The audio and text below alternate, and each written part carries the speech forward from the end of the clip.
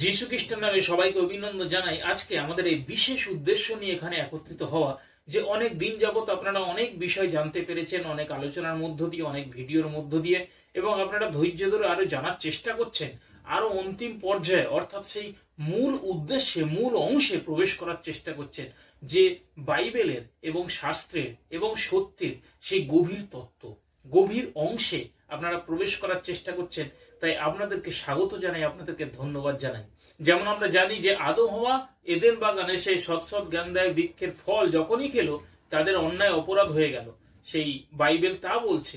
তাহলে আপনি চিন্তা করুন, সেই গাছ এবং তার ফল যদি তাদের অন্যায়ের কারণ হয়ে দাঁড়াবে, তাহলে সেই গাছটা রাখার দরকার কি ছিল, বা সেই ফলটা হওয়ার দরকার কি ছিল, বা সেই গাছটা কোথা থেকে আসলো?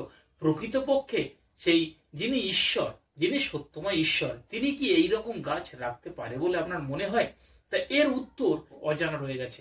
আবার সেই হেবলের মৃত্যুর পরে কইন পলাতক হলো, আর পৃথিবীতে তখন কোনো মানুষ তো ছিল না, যেহেতু আদমের বংশজাত।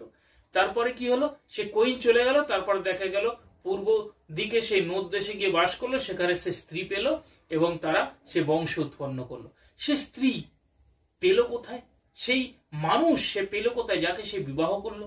আবার দেখা যায় যে আদি পুস্তক 3:22 বলছে, সৎ জ্ঞানপ্রাপ্ত হইবার বিষয়ে তারা সদাপ্রভুর মতো, সদাপ্রভুর সমান হয়ে উঠল।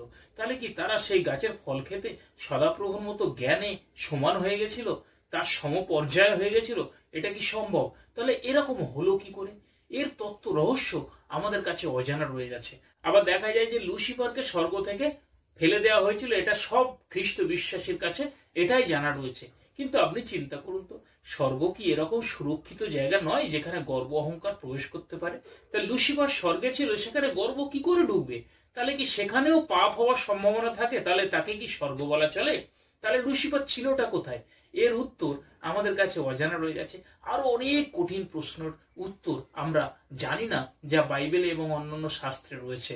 তা আমরা যদি আরো গভীরে যেতে চাই, আরো জানতে চাই এ বিষয়ে, তাহলে আপনাদের জন্য একটা গুড নিউজ রয়েছে, একটা সুখবর রয়েছে, যে আমাদের নতুন একটা চ্যানেল খোলা হয়েছে।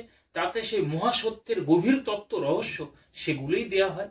আপনি যদি সত্যি গভীর তত্ত্বের সন্ধানে যান, সত্যি প্রকৃতপক্ষে জীবনযাপন করার জন্য, অনন্ত জীবন প্রাপ্ত হওয়ার জন্য প্রকৃত মহাসত্যে প্রবেশ করতে চান, তো অবশ্যই সেই চ্যানেলটাকে আপনি সাবস্ক্রাইব করে রাখুন। সেই চ্যানেলের নাম হচ্ছে সত্যের কান্না, বা ইংরেজিতে যদি লেখেন তাহলে crying of truth, CRYING, crying of truth, TRUTH। অথবা আপনি যদি বাংলায় টাইপ করতে চান, সেখানে লিখতে পারেন যে সত্যের কান্না। ইউটিউবে গিয়ে আপনি সার্চ বাটনে ক্লিক করলে সেখানে এই যদি ইংরেজিতে টাইপ করতে চান ক্রাইং অফ ট্রুথ লিখবেন, বাংলায় টাইপ করতে চাইলে সত্যের কান্না লিখবেন, দেখবেন আপনি পেয়ে গেছেন সেই চ্যানেলটা। ওটা অবশ্যই সাবস্ক্রাইব করে রাখুন। দেখুন ওতে কত বিস্ময়কর তত্ত্ব, যা আজ পর্যন্ত অনেক মানুষ, ম্যাক্সিমাম মানুষ তাদের কাছে অজানা রয়ে গেছে বা জানা নেই।